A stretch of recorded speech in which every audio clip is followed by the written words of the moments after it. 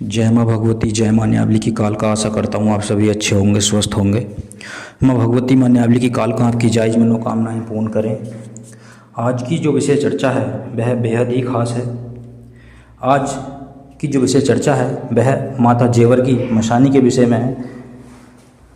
आज इस वीडियो में जानेंगे माँ जेवर की मशानी के स्थान निवास के बारे में और उनका सात्विक और तामसिक भोग क्या है और ये किसका स्वरूप माना जाती हैं। क्योंकि एक हमारे भाई हैं, उन्होंने हमें कमेंट किया था और उन्होंने पूछा था कि माता जेवर की मशानी के विषय में आप जानकारी दीजिए। तो मैं उपस्थित हूँ माता जेवर की मशानी की जानकारी लेकर के। तो जो भी लोग हमारे चैनल पर पहली बार हैं, चैनल को सब्सक्राइब करें, वीडियो को शेयर करें, लाइक करें, कमेंट करें और बताएं हमारे द्वारा दी गई जानकारी आपको कैसी लगती है। और किसी प्रकार की तंत्रवादा, पितृदोष, कुल देवी देवता आपके अगर रुष्ट हैं या आपकी कोई शक्ति किसी ने बांध दी है, पितृ बांध दिए हैं, ऊत बांध दिए हैं, या कुल देवी देवता का बंधन कर दिया है, या किसी ने तंत्र कर दिया है, या भक्ताई सेवा साधना या सिद्धि सीखने के लिए आप हमसे संपर्क कर सकते हैं। तो माँ जेवर की मशानी का स्थान निवास क्या है और सात्विक तामसिक भोग क्या है और ये किसका स्वरूप है और इनका मंदिर कहाँ पर पड़ता है, पूर्ण रूप से जानते हैं। जो भी लोग जो इस वीडियो को देख रहे हैं वो वीडियो इसकी बिल्कुल ना करें और बने रहें हमारे साथ। जेवर की मशानी एक बहुत उग्र शक्ति हैं। जैसे कि 360 प्रकार की मशानियाँ हैं, उसमें से एक मशानी है जेवर की मशानी। और कुछ लोग इन्हें माया रूपी भी कहते हैं।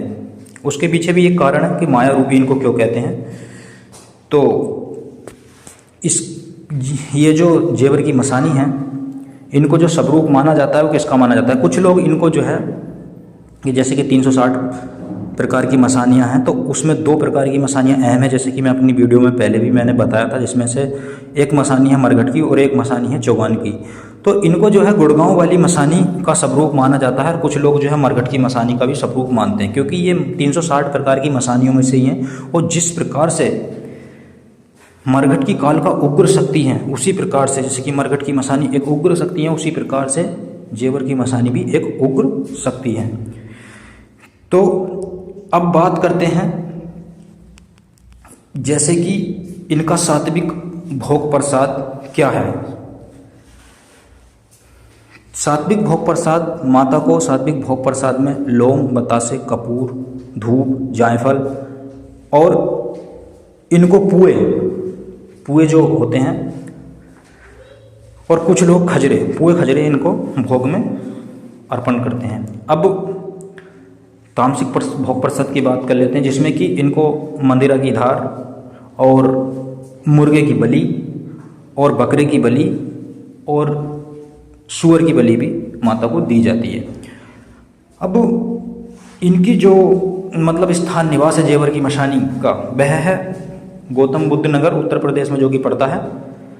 और ये जो जेवर है, जेवर इनका नाम क्यों पड़ा, वो इसलिए पड़ा क्योंकि ये जेवर जो है गांव का नाम है। जैसे कि बहुत सारी, जैसे कि न्यावली की कालका है तो वो न्यावली गांव में है तो न्यावली की कालका, खादराबाद की कालका है तो खादराबाद गांव में है तो खादराबाद की कालका। इस तरीके से जैसे कि कलकत्ते की काली है तो कलकत्ते में विराजमान है तो इसलिए कलकत्ते की काली। इस प्रकार से जेवर एक गांव का नाम है। तो जेवर की मशानी इसलिए इनको कहा जाता है, मान्यता है। और उनको माया क्यों कहा जाता है, जैसे कि मैंने कहा कि माया रूपी उनको कहा जाता है। और इसके पीछे कारण है। कारण ये है कि जैसे कि एक समय की बात है जब मशानी, एक पुराने समय में एक बर्ड था जिसको कहते थे हैजा खानी मशानी।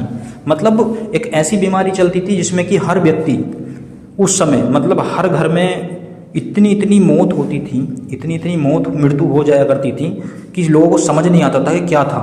तो वो भी एक मशानी श्रेणी में ही एक बहुत उस समय वो बीमारी आती थी जो हैजा खानी मशानी। तो उस समय जो है माता को उस गांव में देखा कि भाई इतनी मृत्यु हो रही है, उस गांव में हाहाकार मचा हुआ था।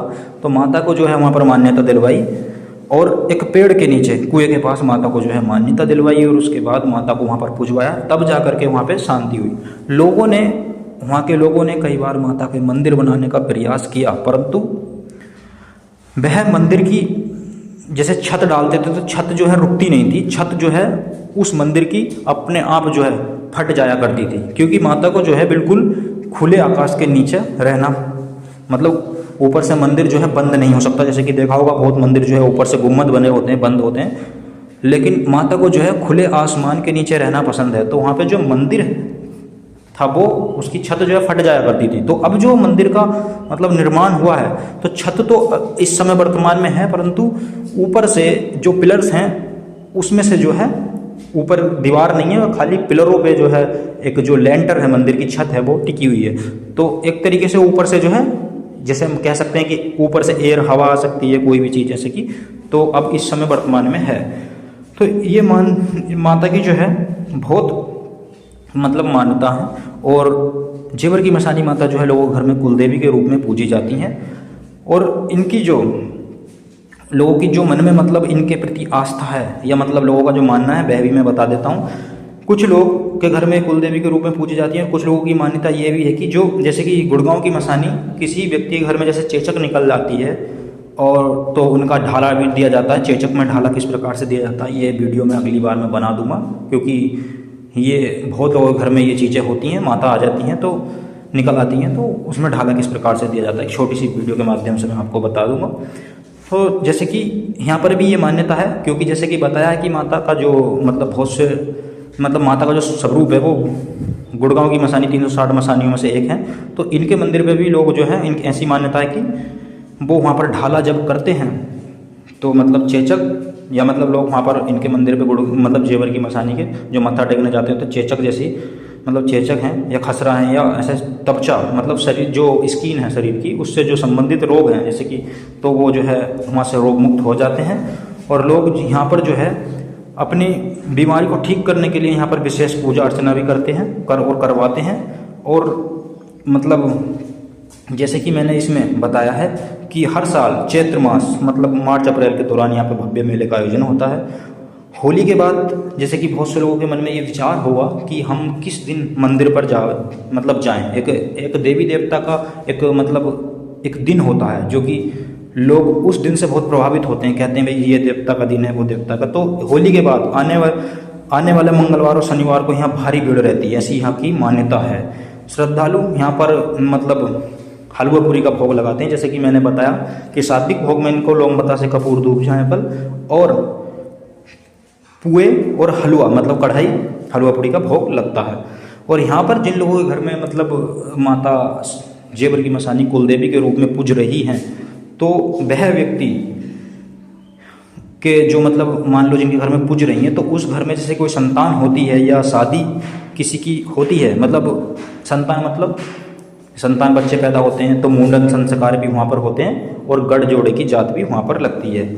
यहाँ पर मतलब और भी भोग प्रसाद जैसे कि मंदिर पे अगर कुछ लोग जाते हैं तो वो कुछ इस प्रकार की सामग्री लेके जाते हैं, जैसे लौंग बतासे कपूर धूप जायफल और नारियल चुंडी और कलावा चढ़ाया जाता है।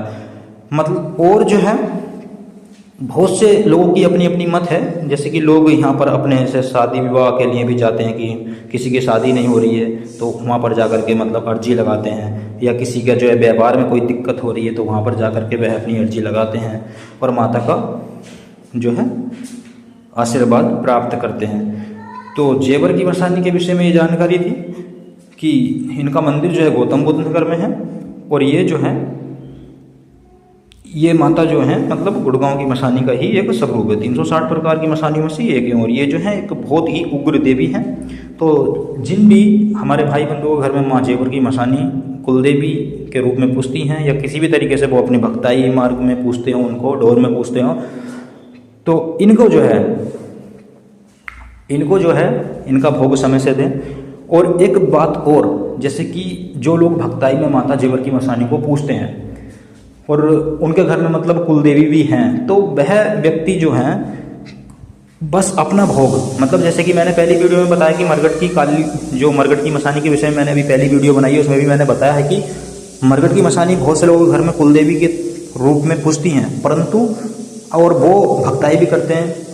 तो वह जो है अपने घर में जो उनके जो कुल में जो भोग घर में जाता है वही भोग घर में दे सकते हैं। अगर वो भक्ताई कर रहे हैं और किसी व्यक्ति का उतारा करते हैं तो वह उसके कोई भी उतारे की सामग्री अपने घर में नहीं दे सकते, मतलब भोग प्रसाद स्वरूप में। वह उनको भी माँ मरघट की मसानी, मतलब मरघट शमशान जाना ही होगा, और वो उनका जो भोग प्रसाद है शमशान में ही देना होगा। इसी प्रकार से जेवर की मसानी का भोग प्रसाद भी, जिन लोगों के घर में कुलदेवी भी हैं और वो भगत भी हैं, तो वह जो है उनका भोग प्रसाद बाहर ही देंगे। मतलब जो माता ने रोग मारा होगा या कोई ऐसा कुछ किया होगा तो वो बाहर ही देंगे। तो ये एक विशेष जानकारी थी माँ जेवर की मसानी के विषय में। आशा करता हूँ आपको जानकारी पसंद आई होगी। अगर जानकारी पसंद आई है तो वीडियो को लाइक कीजिए, चैनल को सब्सक्राइब कीजिए और जुड़े रहिए हमारे साथ। हम मिलते हैं किसी और वीडियो में, तब तक के लिए जय माँ भगवती, जय माँ न्यामली की कालका।